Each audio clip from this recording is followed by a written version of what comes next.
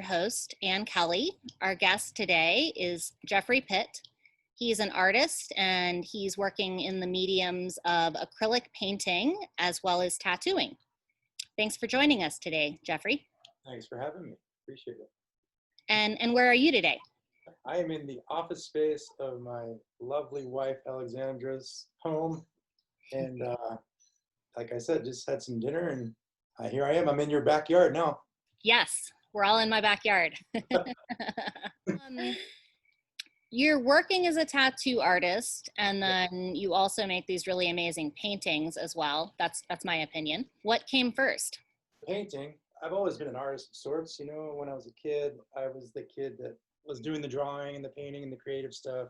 Out of my group of friends, I was always like the talented one of the crew, I guess. If anything needed to be drawn or realized with painting or anything else, they always picked me to do it.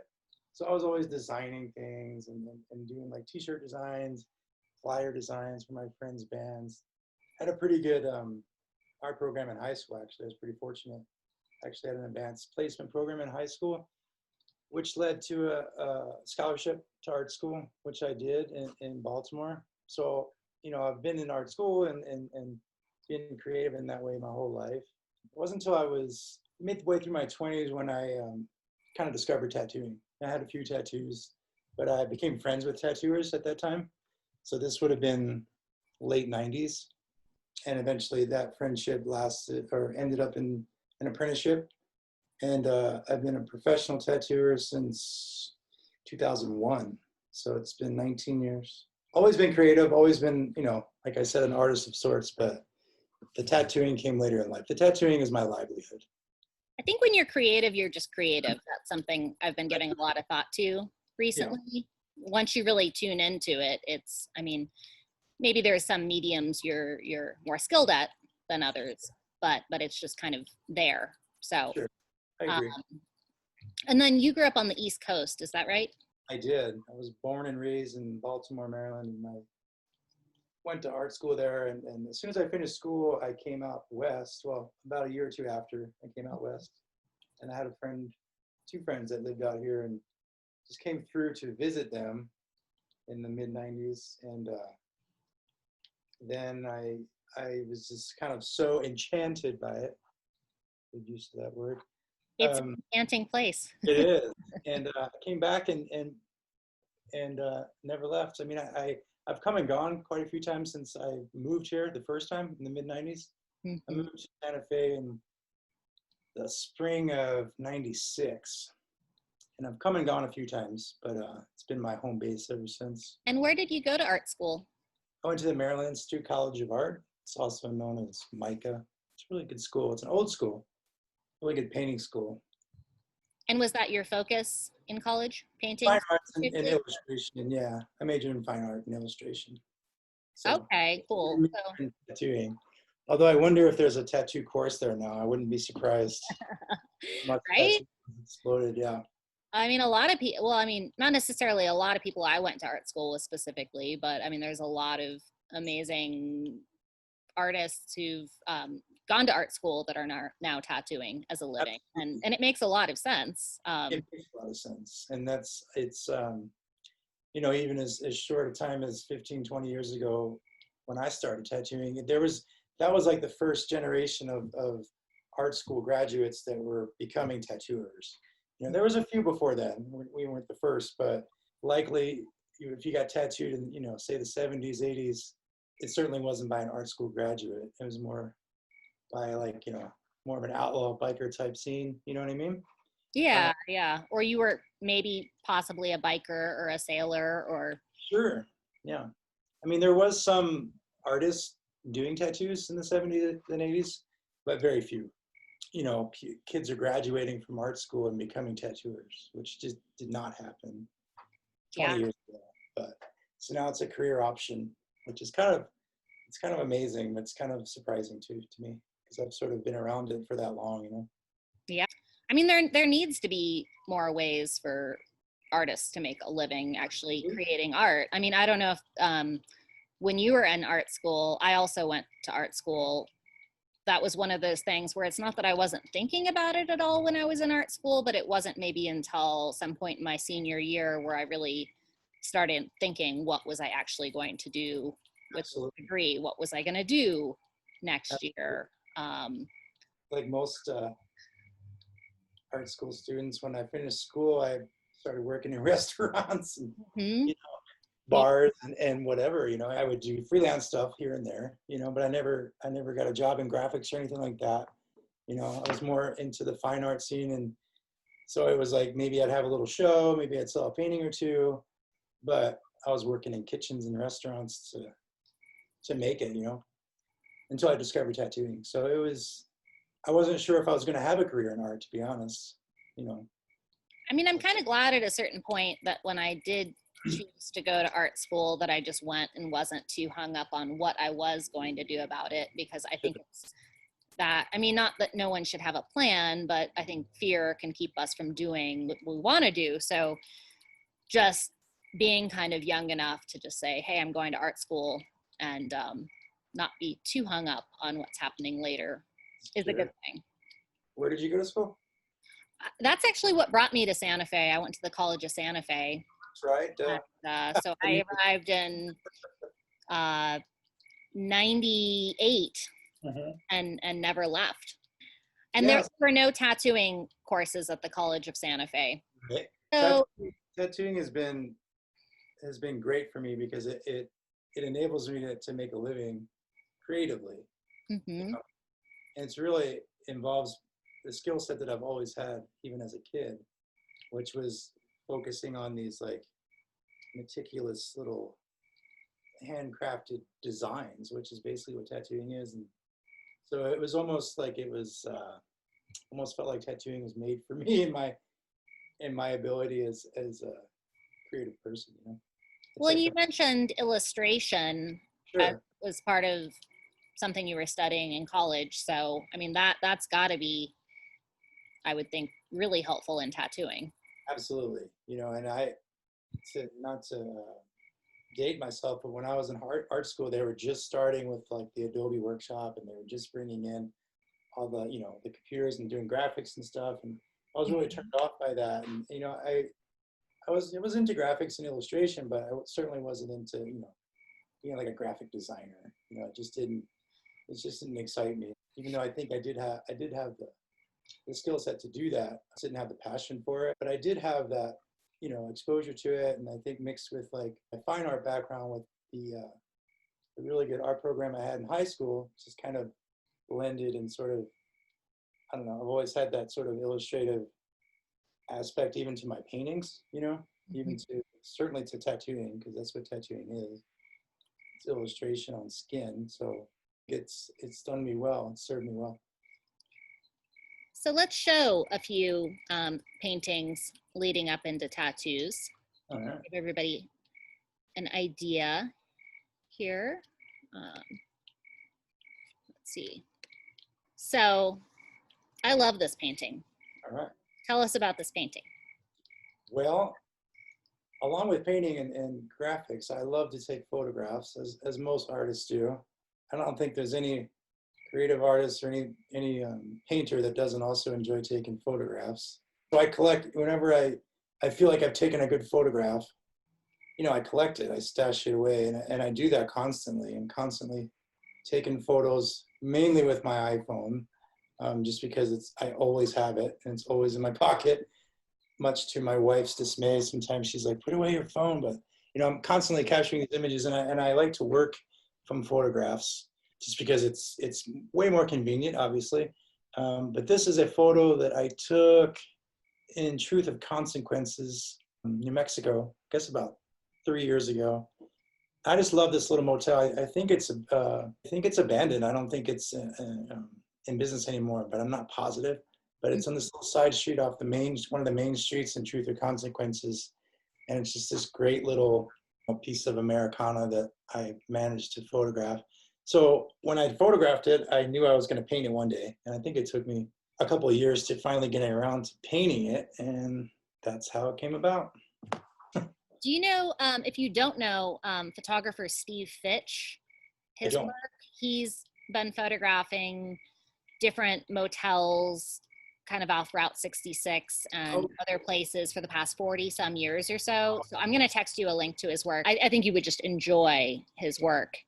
And then the other thing I have to ask, you live in Santa Fe as well, is does this not remind you a little bit of the facade of the Jean Cocteau Theater? Absolutely, it does. And, you know, I hadn't thought about it, but I totally agree with you. It absolutely does. Like when I saw that, I almost wondered if it was inspired by that. It was not, and I have to be honest, I until this moment, I hadn't thought about that, but now that you say it, I can absolutely see that. Like it might be the same, I don't know. It'd I mean, be the maybe same- just same era. I was gonna say, Yeah, maybe yeah. it almost feels like it could be a photograph, but then there's little aspects like the clouds that make it clear that this is a painting, not a photograph. It was just before that, you know, that sort of magic hour in New Mexico where everything is just quiet and the light is just so intense and everything just kind of glows. And I think that light is part of what keeps artists in New Mexico. yeah, You agree? I agree. Yeah, absolutely. And so that's when I took it. And like I said, as soon as I snapped that photo, I was like, I'm going to paint that one day. And I have, the thing is, I don't paint nearly as much as I'd like to, obviously, and I'm sure that'll change as I get older, but I have so many, I work from photographs. I would love to do some plein air stuff. I haven't in years.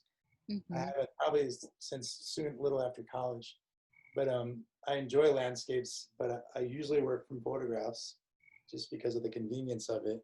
And I have dozens of photos saved that I promised myself I would paint one day. So I better get busy. I mean, it's a good way to work. I mean, not to say that you're not, but Yeah. probably you weren't gonna bust out a canvas right there on the street Sure. on that particular day. Probably not. So this one feels kind of San Francisco-y to me.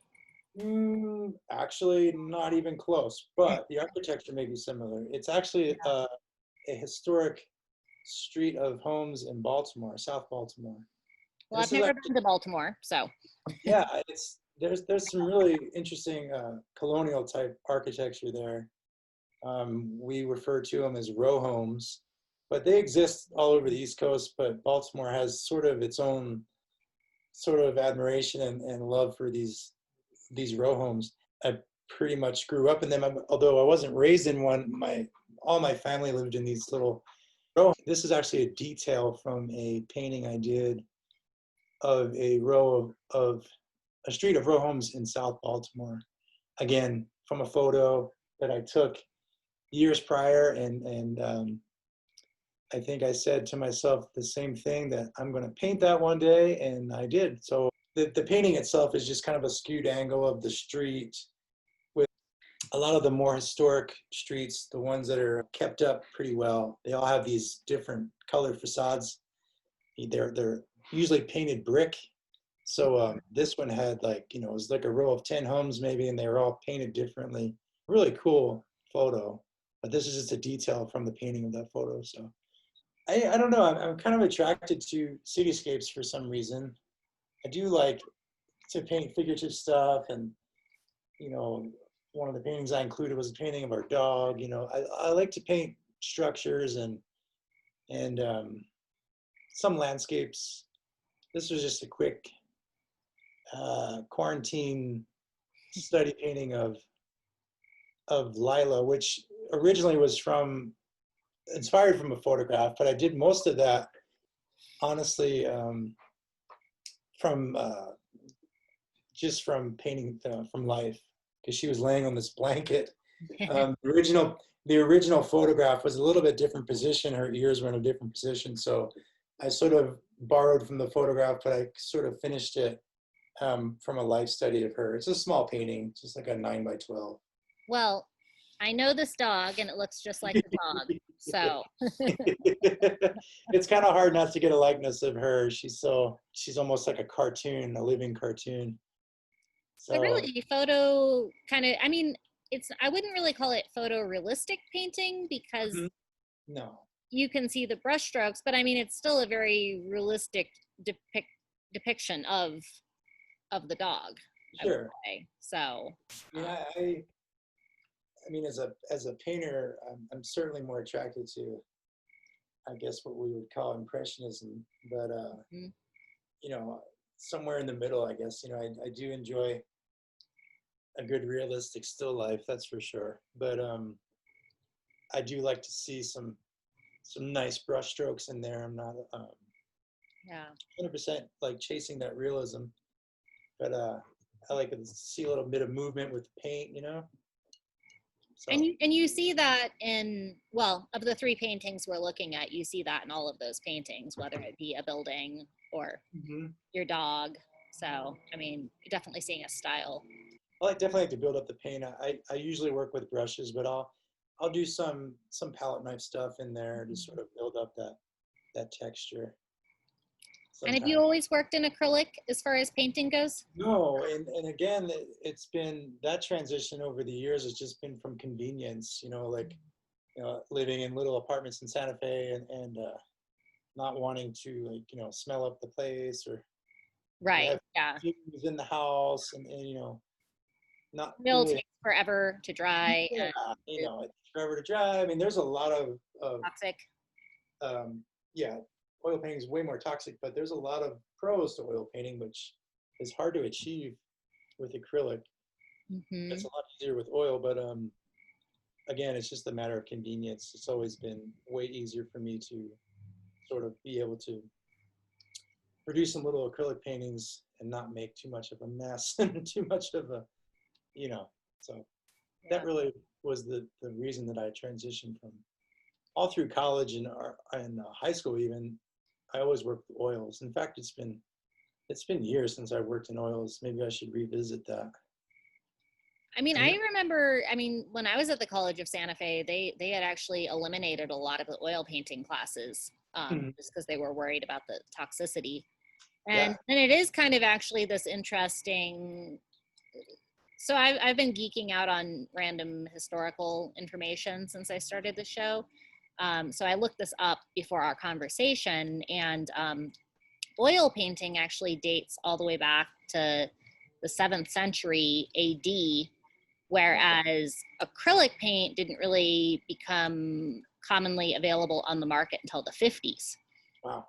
So I'd Big. never really thought about it like this before, but it's almost like, I mean, not to say that acrylic paint is digital, but the product that was introduced more recently that's maybe has got the benefits of it dries faster. You could paint in your living room without worrying about harming your family members.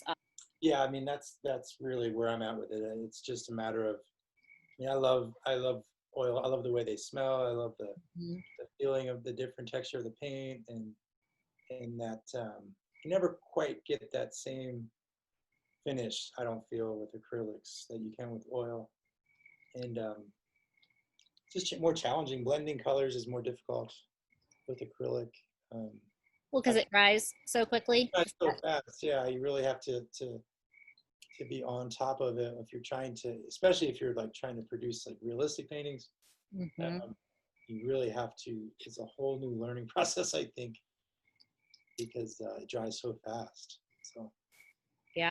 But yeah, I mean, there's the, kind of that romanticized idea, like in conversations I've had recently with DJs, kind of vinyl to digital and sure. obviously photography and just kind of started looking at the dates Mm-hmm. with acrylic versus oil earlier. It's kind of It's like, interesting.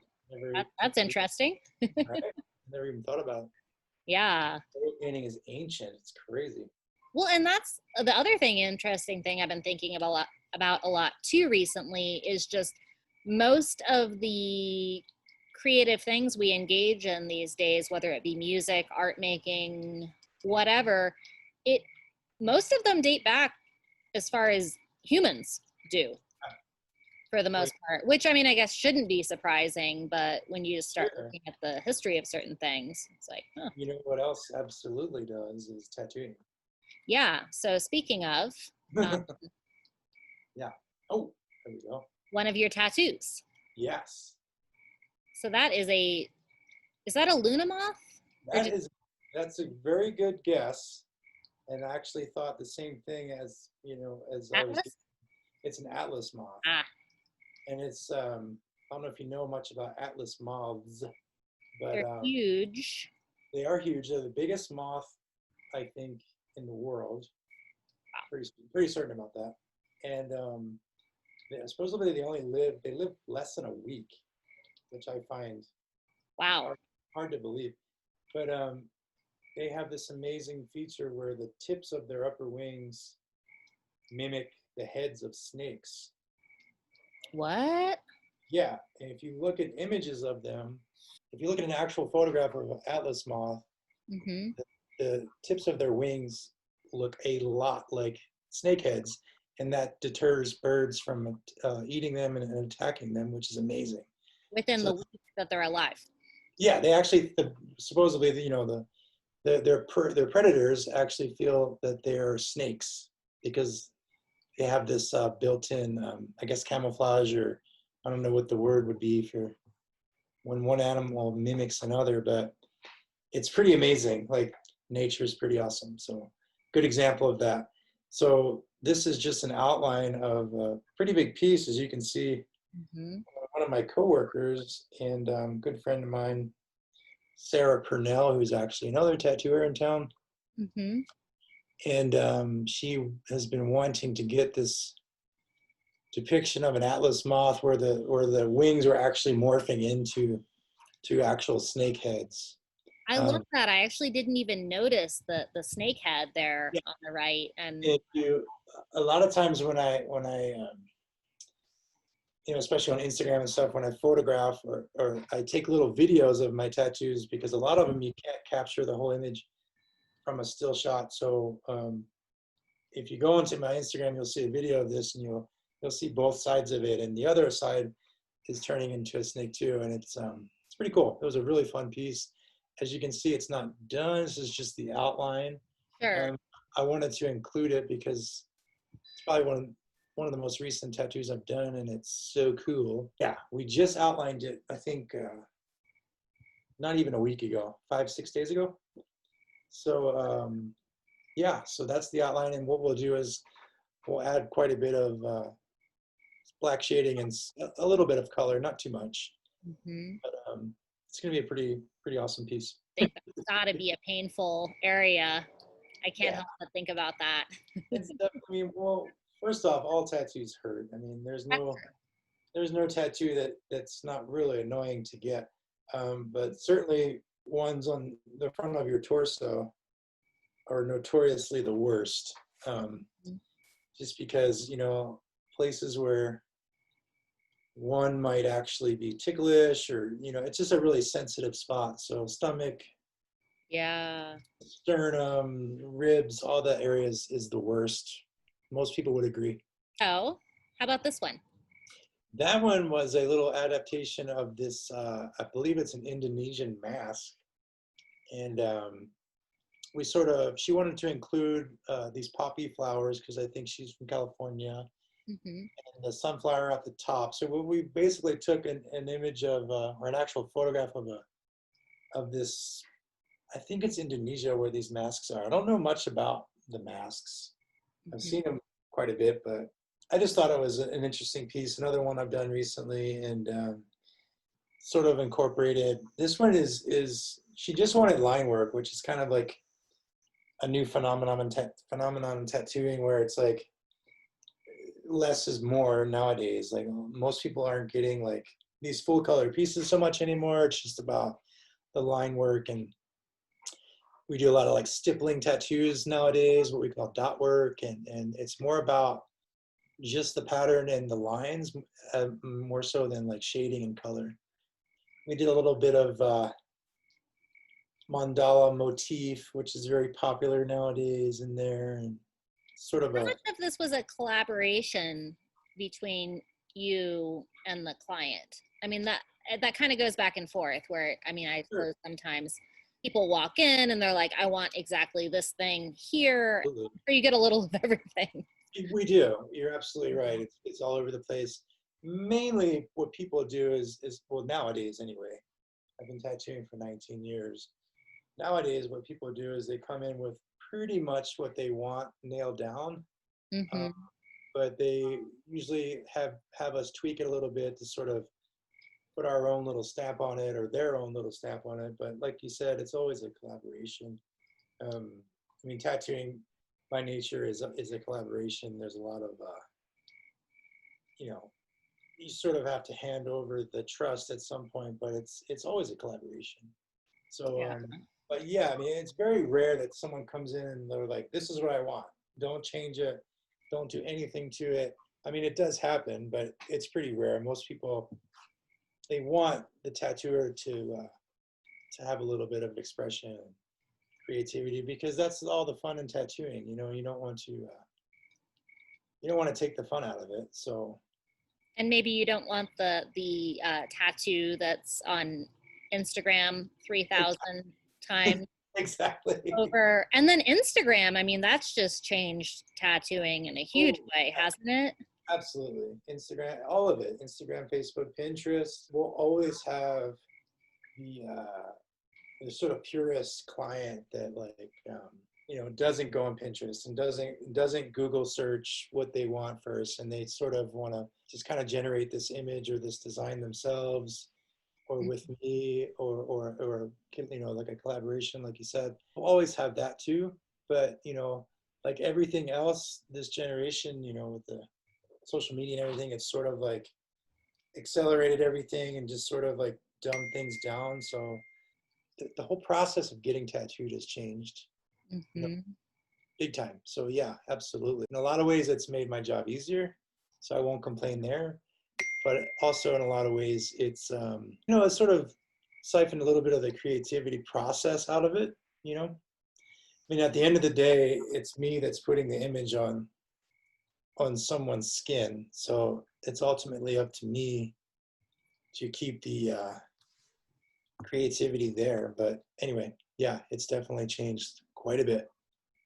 Well, and there's the tattooers who become like Instagram celebrities, and people are like, oh, I want to get tattooed by this person because they have 80,000 followers. And versus, I mean, I've kind of observed you do post images on Instagram, but you don't really strike me as that person that's trying to become like famous. No, I'm a little late for that.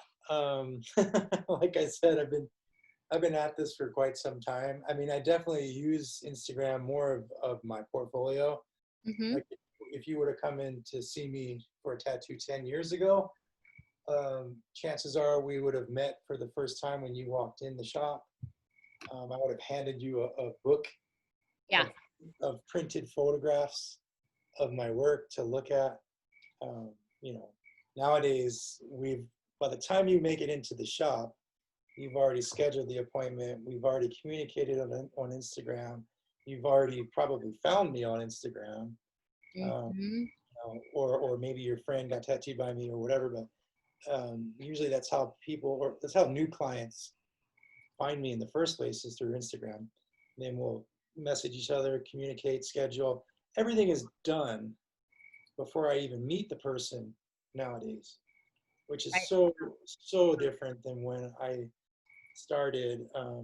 Like I said, the first thing, let's put it this way, when you wanted to get tattooed 10 or 15 years ago or longer, the first thing you did was you went to a tattoo shop. Right. Even if you weren't intending to get tattooed that day, if you were interested in getting a tattoo, you went to the tattoo shop. That's the first thing. The flash. Yeah, it's the first thing you did. Meet the artist, look at the shop to see if it was a scary place or not. Now the first thing you do is you hit Google and you go Santa Fe tattooers or Don's Custom Tattoo or Jeffrey Pitt Tattoo, whatever it is, and the last thing that happens usually is we actually meet, and then the process begins there. But it's so much different. But so is everything else, we're not technology. Yeah, it's amazing. It is. Tattooing actually, it seems, goes back even further than oil painting. I truly believe that the first person that tripped over a stick in the campfire and poked themselves with a piece of hard wood, and then a few days later realized that left a mark that was going to stay there for forever, they were like, oh, wow, you know, we could like, you know, mark ourselves with this stick. And then that was the first tattoo. So whenever that happened, that's when tattooing was born. So I don't think they found any civilization or any remains of people from a certain time period that don't have tattoos or weren't tattooing each other or scarification. Or, I'm pretty Yeah. sure the oldest remains, human remains found, the Iceman guy had tattoos all over him. Yeah, he had like 60 Yeah, tattoos, I think I something. read. And Yep. and they weren't really sure what they were for. Like they thought some of them actually might be medical. Yeah, I read that Interesting. some of them were actual acupuncture points. I don't doubt that, you know. Some of them were ornamental, but I think some of them were actual points for self-administered acupuncture and stuff like If tomorrow they said you could only tattoo one thing that. forever. I really enjoy doing Medusas. Um, Hey, perfect. I think that it's not so much the subject matter, but the approach to tattooing. Hmm. There's so many different, for lack of a better word, styles of tattooing. Whereas my favorite thing to do, this is a good example of it, this drawing of Medusa. I don't, just like my paintings, I really don't enjoy doing realistic tattoos. You'll see a lot of different types of tattooing now. One of them nowadays is like the super hyper realistic stuff, where there's like no real outline and everything looks really soft and realistic, quote unquote. My style, my favorite thing to do is definitely bold outlines, like you can see in this drawing. I love doing figurative stuff for some reason, faces, anything anatomical. You know, certainly love doing snakes and anything like, you know, organic like that. But as far as the approach to the tattoos I like to do, I would just say in one word, it would be bold. You know, it certainly wouldn't be soft or realistic. It would be more like this, you know, more of a traditional, what we call traditional tattooing, which is stems from, you know, the original application of a tattoo, which would be like a nice bold outline with some solid color, very graphic.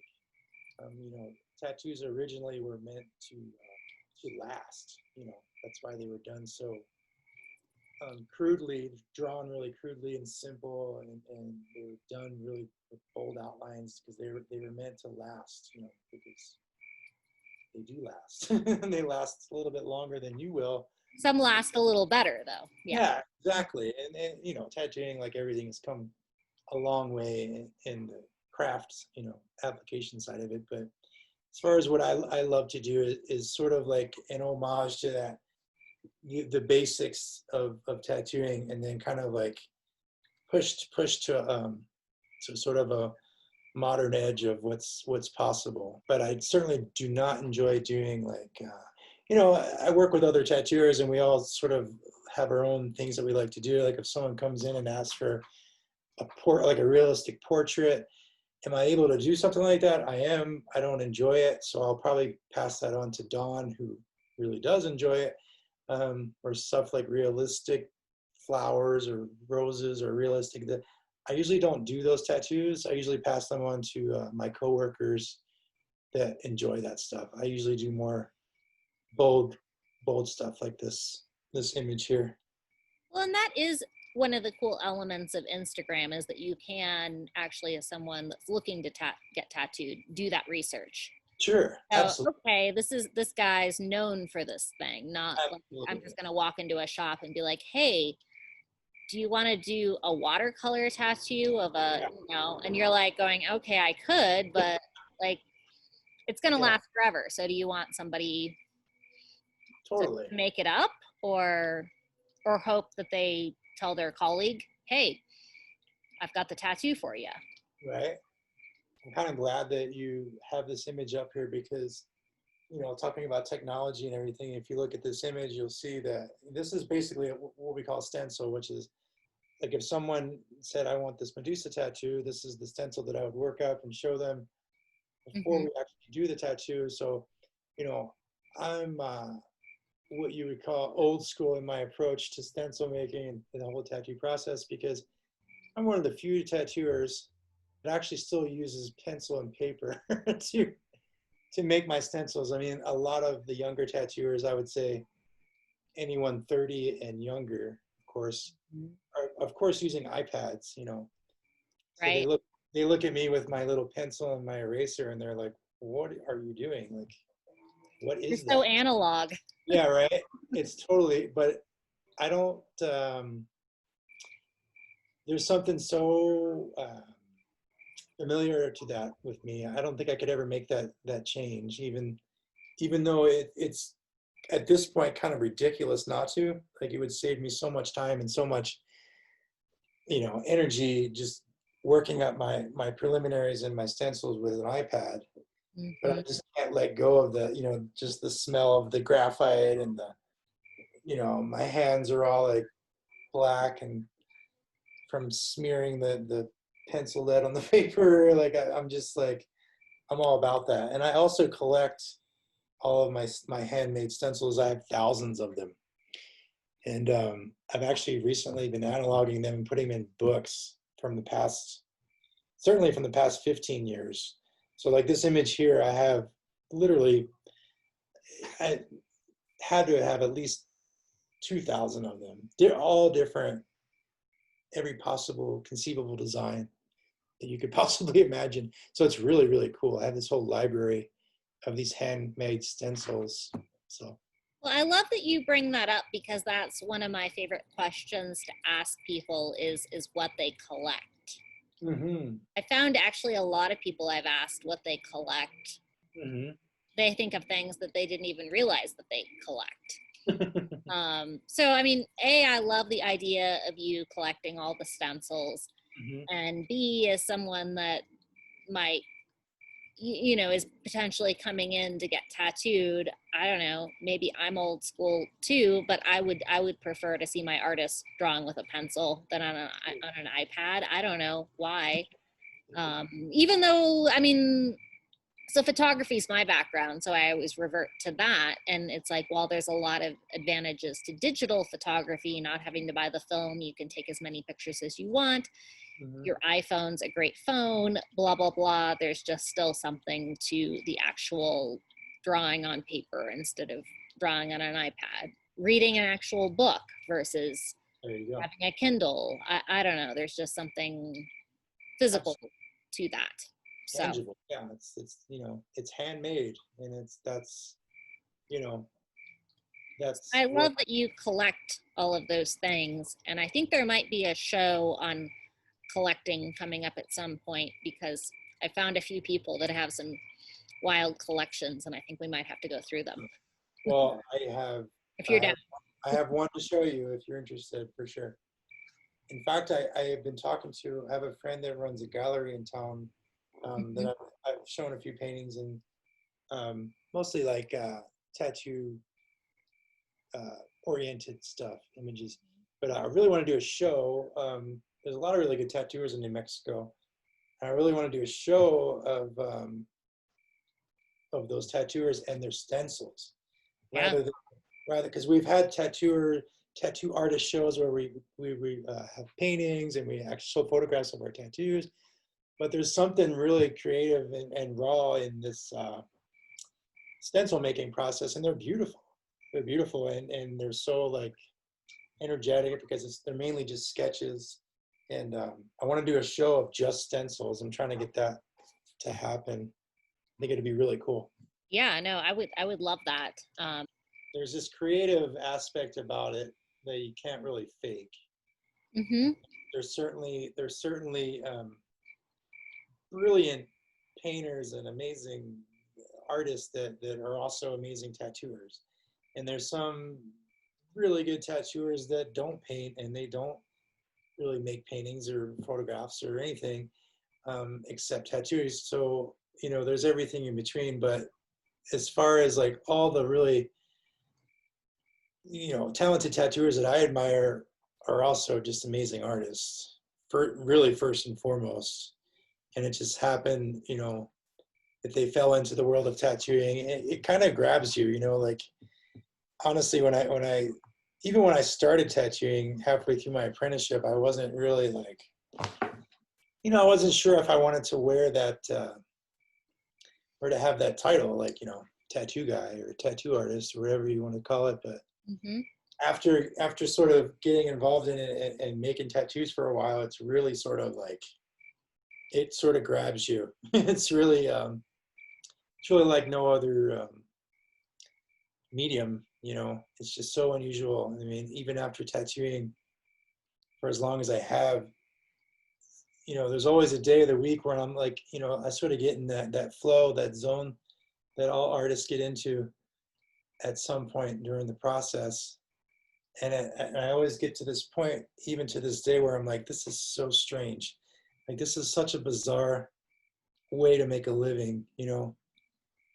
It's just, it's like I'm, You get to get up in the morning and you know you're gonna get to go draw and make art, and but I that, mean, like, like, the actual, great. the actual process of like depositing pigment into people's skin, and Mm-hmm. it's like this weird transaction, and there's all this like, and it's the fact that it's ancient, and it's just really bizarre, you know. But it's really cool, and I love being a part of it, but it just doesn't go away, the strangeness of it, you know. No, so much history to it, and now you've got, like, in this day and age, there is the term of like tattoo collectors. Like, Yeah, that's a new thing, it is a right? new. There's people who only get tattooed by one artist. There's people who travel around the country getting tattooed by different people. A lot of shops bring in different tattoo artists from around the country. So, I mean, it's turned into this whole other Absolutely. thing, and I mean, it's pretty cool, I think. But from the day and age where, like, maybe you got tattooed because you were a sailor and you wanted to, but maybe it's kind of the same thing. It's like maybe you were a sailor and you wanted to commemorate that you were on the whatever ship as part of whatever fleet.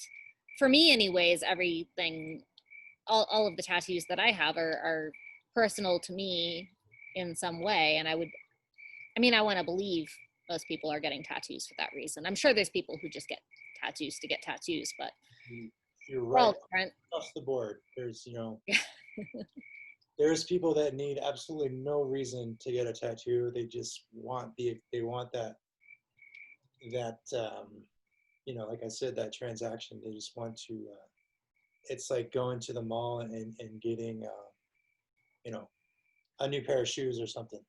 Right. Um, but then there's the whole, like, you know, rite of passage thing. There's a lot of memorial tattoos that happen. Um, Certainly a lot of, like, you know, snapshots of in time, like, you know, people want to sort of preserve something permanently. You know, like you talk about your photography, it's really like that same ability to sort of like freeze frame something and bookmark it, and that's it. Like, it's not going anywhere, you know what I mean? Which is pretty cool. So it's like a little snapshot, you know, like when you a group of women come in on their own vacation, and the husbands are home and they're all giggling like they're doing something wrong, and they all want to get this little Zia tattoo because it's crazy to get We're a in New tattoo. Mexico. Yeah, it's there's something really sweet about that, and that will always happen, you know. And then anywhere from that to, like, you know, someone who just lost their 6-month old daughter, and they just can't bear the pain, so they want to do something to sort of like, you know, get outside of themselves for at least 45 minutes to get this little memorial tattoo, so they can get through it, you know. So in everything in between. So it's pretty, it transcends a lot of things, you know. It's not just marking yourself. Sometimes therapy Yeah. Well, can be. so with the crazy recent times, like, you guys can't do walk-in anymore. Like, how It's has true. that changed the game? Well, honestly, for me, and where I'm at with tattooing, I don't really do too many walk-ins Yeah. in the true sense of the word. Because, like I said, like, I've even had this conversation with other tattooers. It's almost like the walk-in tattoo is sort of a dying thing, or it may have already died, and that is like I just described, like the group of women or the group of people that, that does happen, but nowhere near as much as it used to happen. Mm-hmm. It's just that tattoo shops just operate a little differently, and the way the social media thing, it's like people are more inclined to schedule an appointment, and Right. to really go through and pick out their tattoo artists. And it's not so much about, collecting these little souvenir tattoos. And like I said, there are some people, when most of the walk-ins that we do, if we do any, are usually people on vacation. They're on vacation in Santa Fe and they want to get their little Cocapelli or their Zia tattoo because they just love Santa Fe. That's usually what the walk-ins are nowadays. We go more by appointment. It's kind of like the walk-in thing is sort of few and far between. So even with COVID, it still kind of operates the same. It didn't really affect us too much. I drive by so Jeffrey works at Don's Custom Tattoos in Santa Fe, New Mexico, and I drive by all the time. It's almost in my neighborhood. And I mean, the main thing I've seen is there's not the sign outside that says walk-ins open. My business is concerned. I mean, most of the tattoos that I do are usually custom appointment only tattoos. If I have time and I'm sitting around for some reason, if someone cancels or whatever, and someone happens to walk in, and not so much COVID time, but before then, and I have time to do a tattoo, I'll absolutely do it. But we have other tattooers at Don's that have only been tattooing, a few years, a couple of years. They're usually the ones that take on what we would call a walk-in or something like that. So, and it's different than being like, say, in San Francisco next to a bar on the late night where, I mean, that was kind of like where people just show up drunk, like, hey. I've worked in those shops. Tattoo me, yeah. What we call those shops, we refer to those as street shops. You have a lot of foot traffic. I mean, Santa Fe is a small town. I mean, I don't care if you have a shop at the plaza, you're only going to do so many walk-ins.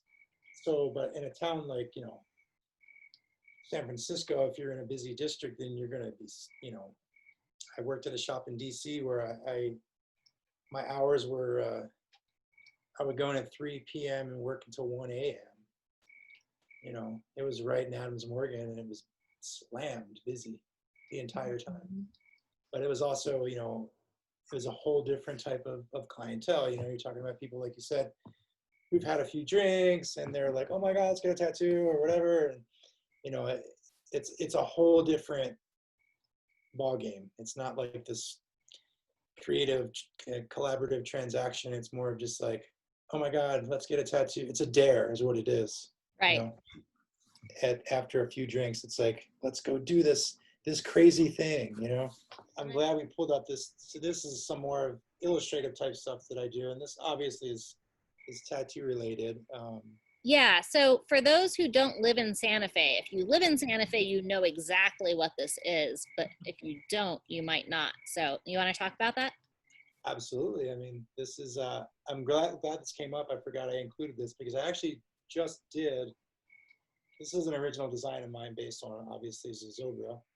But I just did this image pretty much as is, as a tattoo on someone. And it's in video format on my Instagram page. But it came out great. It was a great little tattoo. But yeah, this is a depiction of Zozobra, which is, should I describe what Zozobra is? Yeah.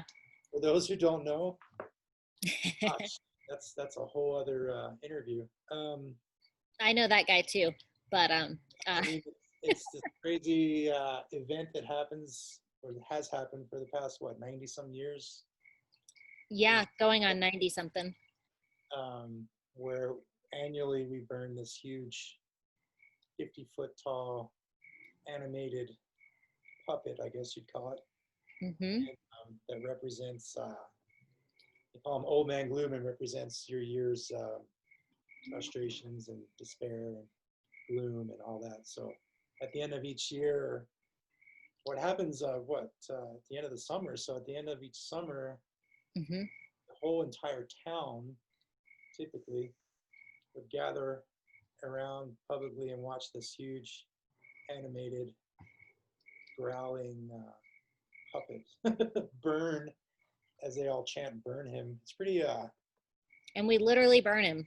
yeah, and we literally burn him, and it's very dark and pagan and weird, and but super cool. Zozobra tattoos do you think you've done over the years? You know, ironically, not nearly as many as you'd think. I would say, I don't know, less than 20 probably.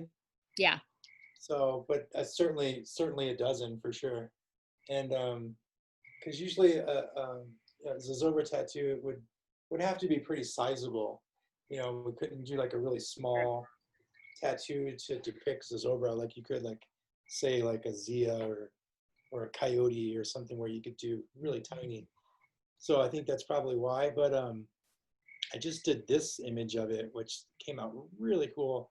But I've done quite a few you know, sizable Zozobra tattoos over the years. In fact, the first time I did a pretty sizable Zozobra tattoo, I was actually working in Baltimore, and That's interesting. yeah, a client came through there that was a good friend of mine from Santa Fe. She had family in DC, and I was working like in between DC and Baltimore. And he told her to come get tattooed. Anyways, she came through Baltimore to get tattooed by me, and I tattooed a Zozobra on her, which was really cool because I had already lived in New Mexico for a few years. And like I said, I'd come and gone a few times, and that was one of the times that I went back to the East Coast and tattooed for a while. So I got to tattoo as a Zozobra in my hometown of Baltimore, which is kind of bizarre. But That's awesome. yeah, it was. I saw this on the wall at Don's. Yeah, that's actually a print of it. I actually sold the original, which was kind of cool, at a show I did at this gallery called Keep Contemporary, which was the gallery I was talking about. A friend of mine is a curator there. It's mostly a gallery of like sort of lowbrow, surrealistic paintings. What part of town are they in? They're right downtown. They're on the corner of, oh gosh, right off the plaza. I want to say Marcy and really close to the O'Keeffe Museum. Okay, cool. Maybe like they're like adjacent to the O'Keeffe Museum.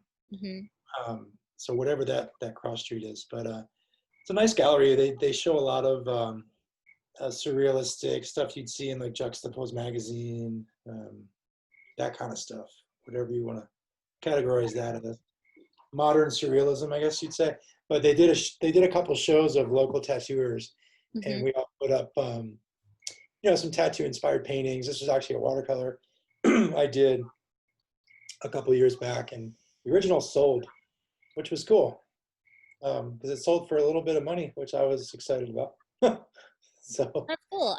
I mean, that is a good question. How often do you sell originals of that are tattoo inspired or even flash for that matter?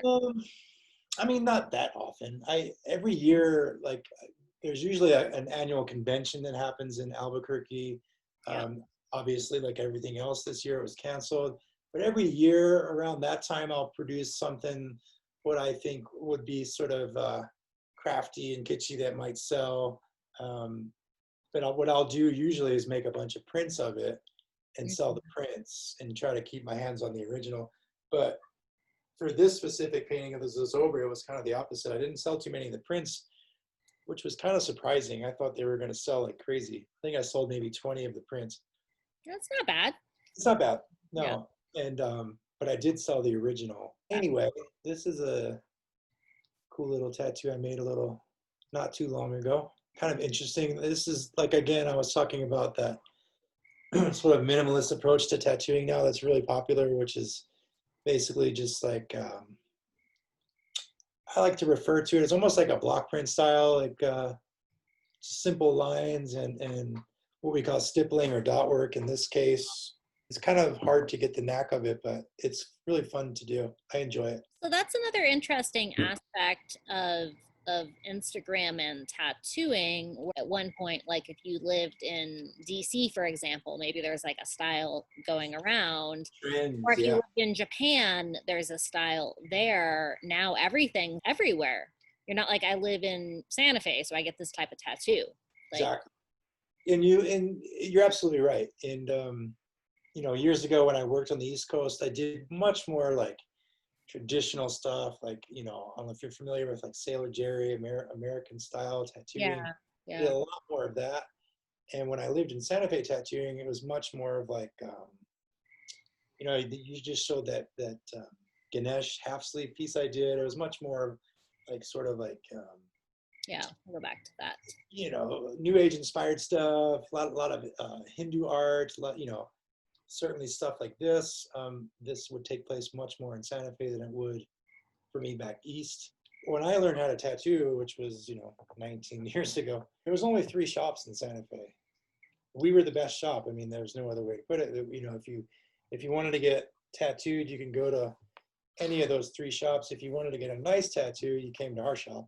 The way my mentor taught me how to tattoo was like, you know, I want you to do whatever walks in the door. I don't care what it is. I don't care if it's a portrait. I don't care if it's Ganesh. I don't care what it is.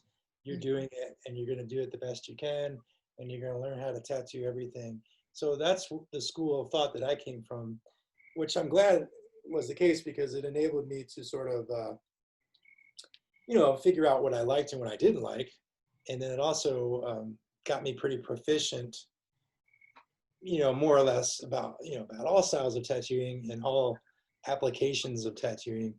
I got familiar with pretty quick. So, and then with that foundation, you're able to sort of like, well, you know, I enjoy doing this. I don't really enjoy doing that.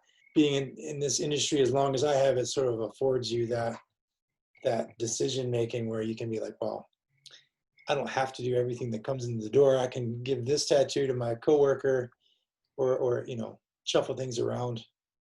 And that's what, you know, it makes my my everyday job a little bit more, you know, personal and fun when I can be more selective. So, But still willing to work with people.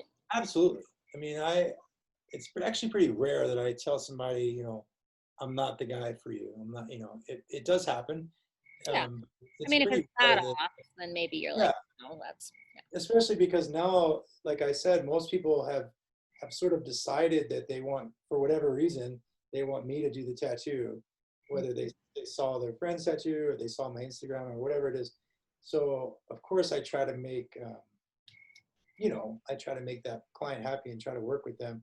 If it's just not clicking, and if it's just something I think someone else that I know in town can do a better job, I absolutely will refer them to them. You know? So you said you collect flash. I do. Do you have a favorite tattoo that you have?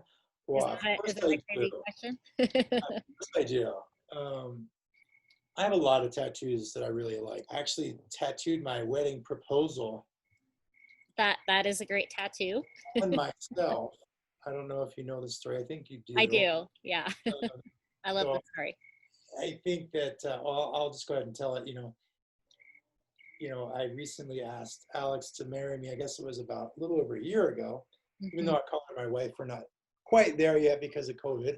We were supposed to get married a few months ago, but anyway, I just call her my wife because I don't like the word fiance. I had known I was going to do it for a while, and I was trying to be, you know, super cool and figure out this really cool way to do it. And you know, I've heard all these friends that have done all these unique things, and I was trying to figure out some really clever way to do it. And I actually had the ring at this point, and still kind of stumped. And then it was just like, dude, like it's like right in front of you. We met in the tattoo shop. That's how we met. She was one of my coworkers' clients, and that's where we met and how we met. So I decided it would be clever to tattoo the words, "Alexandra, will you marry me?" on me, and have her come into the shop and actually see it. So that's what happened. What we did was we scheduled her a fake tattoo appointment. So she actually thought she was coming in to be tattooed that day. And what we did was Amelia, my coworker, completed the tattoo just before Alex was due to show up. And so the tattoo was done, and it said, "Alexandra, will you marry?" I would show it to you right now, but it's kind of in a I would kind of have to take my pants down. Yeah, that might be awkward. Yeah, I think she I'll sent definitely, me the picture at some I'll point. send you a picture of it. Yeah. And because it's like just above my knee on my thigh, so not that of a provocative spot, but anyway. Might be So awkward standing on one foot. it would be awkward. It would be awkward. Yeah. So sure. she came into the shop and expecting to see me hard at work and to see her artist setting up for her. And she came in and saw me on the table getting this tattoo, and she was kind of confused. And she was like, "Oh, I didn't know you were getting tattooed today." And I was like, "Well, yeah, I had some spare time. Someone canceled, but I just got this little tattoo. You should come check it out." And not only did I had like in my station, I had like flowers and the ring, and I went as far as to take photos of her parents holding the ring and her daughter holding the ring, and I had the photos. Anyway, it was this huge, well thought out thing. And so she came over and she looked at the tattoo, and it was perfect. Yeah. And then I don't know if I included this, but I work with all women, so everybody in the shop was crying. I'm standing there. Alex is still kind of in shock because the girls were in on it. So there's like 3 women there. They're all bawling. I'm kind of teared up. Alex is like in shock. And then of course I do the whole, I'm pretty old fashioned. So I got down on one knee and finished the proper proposal. And she said yes. Oh, and not only that, below the tattoo, there was 2 little boxes, one that said yes and one that said no. And I gave her the tattoo machine to check whichever box she wanted, and she checked the right one. Love this story. I think I cried too. Oh, that's just amazing. And she did her first tattoo that night. Yes, she did. And she did a really good job. And I'm not just saying that, like, tattooing is difficult. Like, there's a lot of like trial and error with, it's very crude, and anyway, it's very difficult. And she did a simple check mark, which sounds like, oh, big deal, simple check mark, but it's perfect. It's perfectly centered. It's perfect. So I don't know what that means. I guess that's a good thing, but I think it's a good thing. Yes, it's a good one. I even joked that she was going to steal my job. So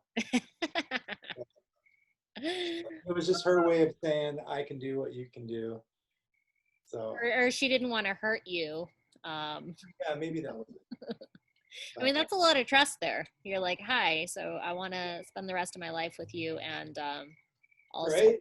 don't here's this object that you're going to permanently mark me with, and don't hurt me. One of the best parts about that story is her Alexandra's father is, gosh, I think he's 81. Very like, kind of old-fashioned, conservative type dude, war veteran.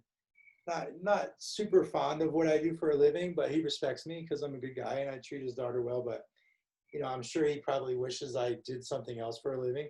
But anyway, he absolutely loved that story. And not only did he love the story, he tells it to everyone. In fact, he sent emails to his other children and to all his friends. He's a really good writer. So he wrote this like story type email about the proposal and everything, and how clever it was, and how blah blah blah, how interesting. And so pretty he was impressed. So I must have did something right. Well, going back to what I was saying when we started talking, I think when you're creative. So you're creative, you're going to see interesting things, you're going to take pictures, you're going to make paintings of them, and when you meet that perfect lady, you're also going to extend that creativity to her. That's just such an amazing story, and I love that, and how amazing that that's permanently part of your collection of. It's great. I mean, it's really the fact that I kind of unknowingly made the proposal permanent. Right. It's really cool. And I wasn't really thinking about it at the time because, I'm covered in tattoos, but it really is an interesting way to preserve that that moment, sure, there's photos and there's videos and there's everything that normally would be had, but I have the permanent question tattooed on me, so it's pretty awesome. And you got to paint a little extra during the stay-at-home time? Yeah, it's amazing because, like, to be honest, like, painting on canvas is something that I'll put down, for a while, and I'll pick it back up and I'll put it back down, because I do a lot of creative aspect stuff on a daily basis, so it's hard for me to come home on the weekend and be like, I'm gonna do this landscape, but that little bit of break, that little bit of like pause button reset thing that we all had for that quarantine it was amazing, because it sort of like, we really didn't have, personally, I really didn't have any more extra time. Right. But it's sort of like just put everything in perspective, even for a few weeks, and sort of forced everyone to hit the pause button and just like be like, okay, like, let's just simplify things. Let's just simplify things and do what we love to do. And it's amazing, like, how much people accomplished, not just me, but like Alexandra and everybody was doing all these things that they sort of, may have stopped doing for a while, or sort of forgot that they had these talents or these, goals or dreams or whatever. It was pretty amazing to watch, Yeah. Very, No. yeah. What are we doing? What's important? What's going on? So. Yeah. And I don't know, how much of that energy that we, collectively can carry out of this, but I hope, and I think that we will quite a bit as society. I think that we all sort of learned a lot. This year has sort of kicked us all in the ass a bit, to say the least. Yeah. And we're about halfway through the year, so yeah. Not that I ever try to wish time away, but it's just been that year where you're like, oh yes, 2021 coming, yes. But good people out there, and I really think creativity's keeping me going, and I believe it's keeping a lot of my friends going. Get that out there. Right. Well, you're doing it. So this is a very yeah. Good So point. Art in the Raw, if you're enjoying Art in the Raw, please like, comment, subscribe, follow us on Instagram, on Facebook. We've got more interesting conversations coming up. On some of the episodes, I've brought different guests back. So anything you want to toss out there, Jeffrey? It's like you said, everybody keep their head up and stay creative. And thanks so much for thinking of me, including me in this great little thing you have going on here. I really appreciate it. But yeah. Yeah, thanks for taking the time. Absolutely. It's keeping me inspired, and hopefully keeping other people inspired, and keep it going. Absolutely. For sure. Well, thanks for joining me in my backyard, and hopefully sooner than later, we'll just like have everybody come over and hang out in the backyard. But until then, this works pretty good. All right. Well, we'll have a good night, and I'll talk to you soon. All right. I appreciate it.